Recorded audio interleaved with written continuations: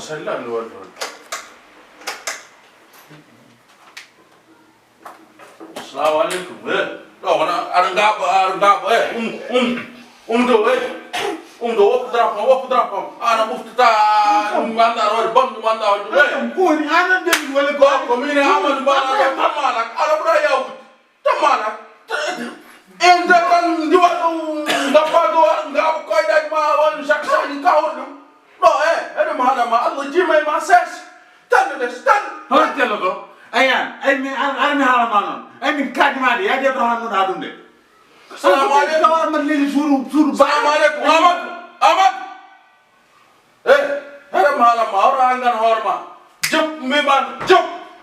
les jop dai ay ya bale nganda ko ummi man tan ngapa do matra ngapa ko dai mak bam ne do ya bam ni kay do ka uftata gina uftata mi wases nafkar ajma so ngabi do nafkar mak cikita ko wara ko jibo uftata ya ko wala ayam de manda min mona gi anani kala man go kontrak abuto ka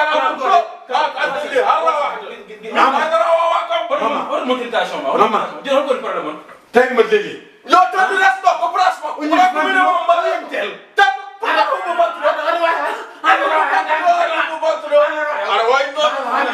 no udin jarut na bamni arna ulu tan arna telato min otanaw ka hon birele laddo itel hunu kuma itul wata nyam bir yakara itel hunu kuma tan holan dañan ma tagar holan wa ma dañan de tagaran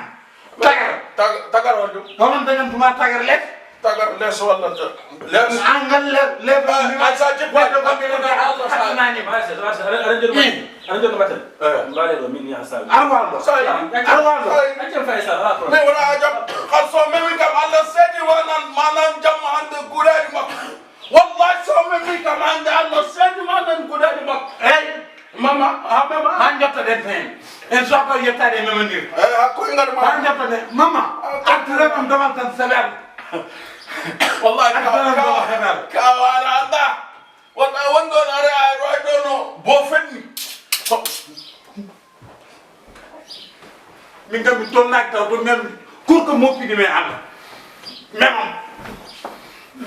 mi ado Allah e balde ma sa min kam ne mi ado Allah e balde ma wana yerda ga ko mbir memam